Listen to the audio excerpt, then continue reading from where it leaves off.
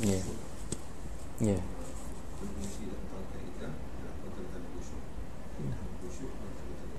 Ya. Secara umumnya khusyuk dan sembahyang tuan-tuan, ada dua jenis khusyuk. Kalau kita boleh jaga dua-dua ni, akan adalah khusyuk dan sembahyang.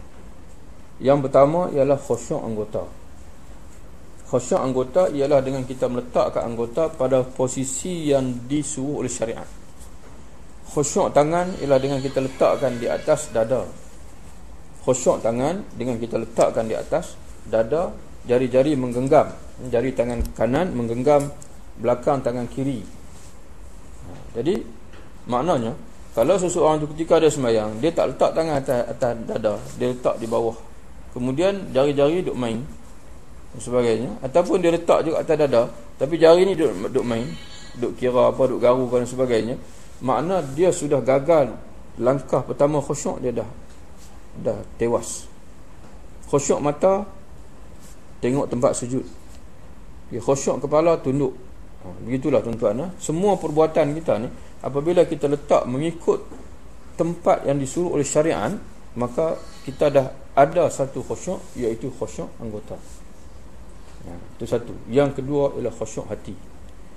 Khusyuk hati, iaitulah hati kita hadir bersama sembahyang kita. Bila kita sebut Allahu Akbar, hati kita ni mengikuti bacaan Allahu Akbar kita. Bila kita baca Fatihah, hati kita mengikuti apa yang kita sebut dalam Fatihah kita.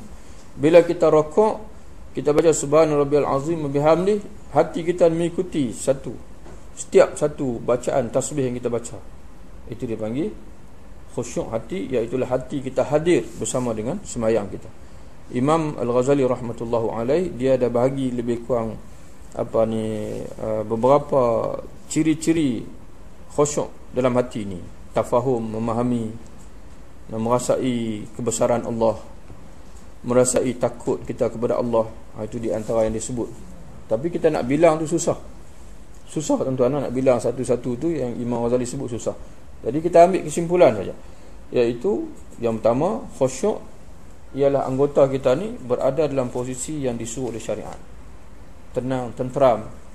Yang kedua, hati kita ni hadir bersama dengan sembahyang kita. Kita mengikuti setiap perbuatan sembahyang kita.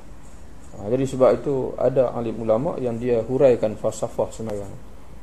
Fatihah, dia huraikan tentang Fatihah, dia huraikan tentang Allahu Akbar, dia huraikan tentang rukuk, sujud dan sebagainya. Supaya kita seronok bila kita baca tentang falsafah sembahyang ni, kita memahami tentang sembahyang, lebih mudah untuk kita khusyuk dalam sembahyang kita. Berbalik tuan-tuan, kalau kita memberi waktu kita, memberi usaha kita untuk kita menambah kefahaman dengan sembahyang ni, dalam sembahyang ni memang berbalik. Banyak masa pun tak apa. Kita tuan-tuan rajin beli buku-buku yang ditulis tentang sembahyang, baca dan sebagainya. Sebab kalau kita boleh khusyuk dalam sembahyang, akan memberi manfaat yang cukup besarlah untuk kita dunia akhirat. Akan memberi manfaat yang cukup hebatlah untuk kita dunia dan akhirat. Tapi jangan pula sembahyang pasal nak sihat. Kan sekarang ni ada buku terbit sihat dengan sembahyang. Dia sembahyang pasal apa? Bukan kerana nak ingat Allah, pasal nak sihat. Yang sihat itu sampingan saja.